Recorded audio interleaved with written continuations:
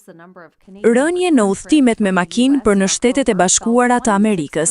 Statistika e fundit tregon se kanadezët po udhtojnë më pak me makinë drejt SBA-s për të 12 muaj me radhë, me rënje të ndjeshme edhe në udhëtime me avion.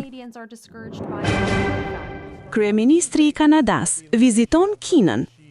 Kryeministri Mark Carney po zhvillon vizitë zyrtare në Pekin për të reduktuar varësinë ekonomike ndaj SBA-s dhe për të forcuar lidhjet tregtare me Kinën, në një kohë tensioni ekonomiko-diplomatik me Washingtonin. Kanadaja publikon paralajmërim udhëtimi. Qeveria kanadeze ka përditësuar udhëzimet e saj të udhëtimit, duke renditur disa vende, përfshirë Iranin, Venezuelën dhe Yemenin, vendet që kanadezët duhet i shmangen plotësisht.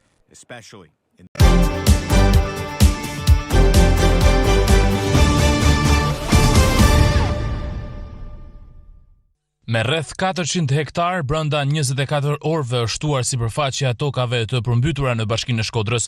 Deri më tani, uji është poshtë nivelit për të rrezikuar banesat, por gjithsej 945 hektar rezultojnë të përmbytura. Mëngjesin e sotëm, rruga e fshatit Obot ka qenë e pakalueshme edhe për mjetet e ushtrisë, duke rikthyer në përdorim varkat. Banorët akuzojnë se uji është shtuar mbrëmjen e kaluar gjatë natës, ndërkohë që Bashkia e Shkodrës nga ana tjetër thotë se shkarkimet nga hidrocentralet janë ulur, por efekti i tyre është dhënë më vonë në Obot. Gjatë viteve të fundit, në diskursin shtetëror dhe mediatik të Serbisë është vërejtur një ndryshim i qartë në mënyrën se si përshkruhet diaspora shqiptare e Kosovës. Në deklarata zyrtare, media shtetërore të Serbisë, diasporën e lidhin me ndikim në tensionet ndëretnike. Ky kornizim bëhet më i theksuar gjatë muajve të verës dhe festave kur mërgjimtarët kthehen në Kosovë.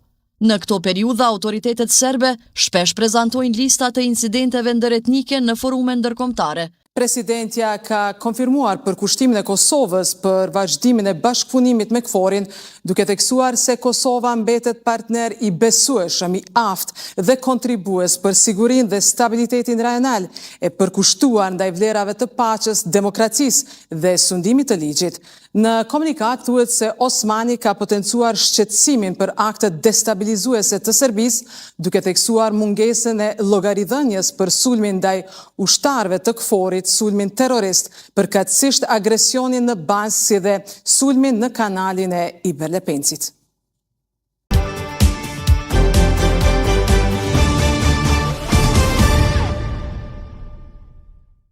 Presidenti Amerikan Donald Trump po shqyrton një përgjigje ushtarake të ashpër ndaj regjimit të Iranit, pas protestave të ashpra civile dhe shtypjes së tyre, ndërsa Teherani thotë se komunikimi me SBA mbetet i hapur. Situata rrit shqetësimet e konfliktit në lindjen e mesme. Tregjet globale u tronditën, Wall Street humbi stabilitet, dollari u dobësua dhe ari u ngrit në nivele të larta si pasojë e presionit politik dhe shqetësimeve për pasojat ekonomike të konfliktit. Raportet e mëdha mediatike internacionale flasin për numër të lartë viktimash në protestat iraniane, ndërsa Trump konsideron opsione ushtarake.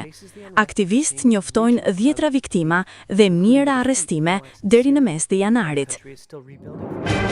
Sinjalet e mbritura nga presidenti amerikan Donald Trump janë se ai konsideron marrjen e Groenlandës nga SBA-ja si domosdoshmëri, e për këtë nuk përjashton aneksimin ushtarak ose mundësinë e blerjes së ishullit. Shtëpia e Bardhë ka konfirmuar se këtë opsionin e fundit po shqyrton në mënyrë aktive për arsye të sigurisë kombëtare. Sipas një raporti nga Reuters bazuar në 4 burime anonime që kanë njohur mbi planet e Washingtonit, SBA-ja ka nisur diskutimin e pagesave për qytetarët e Groenlandës për një marrje paqësore kundrejt një shpërblimi financiar. Groenlanda dhe Danimarka kanë hedhur poshtë çdo sugjerim se vendi është në shitje, dhe kjo e fundit ka paralajmëruar se veprimi ushtarak ka të ngjartë nënkuptoj fundin e organizatës së Traktatit të Atlantikut të Veriut. Shtetet e Bashkuara kanë blerë sipërfaqe të mëdha toke në të kaluarën, sidomos në shekullin e 19, por aktualisht ka pak korreks bashkohor për mjete të tilla të zgjerimit territorial. Përpjekjet për të përcaktuar ndonjë vlerësim të drejtë të një territori prej më shumë se 2166 km2 në Atlantikun e Veriut janë të ndërlikuara, shkruan Newsweek. Vlerësimi i çmimit të blerjes së Groenlandës është tepër i vështirë, tha Michael Williams, drejtori i marrëdhënieve ndërkombëtare në shkollën Maxwell. Përpjekjet e fundit zyrtare për ta bërë këtë ishin në vitin 1946, kur ish presidenti Harry Truman i ofroi Danimarkës $100 milion,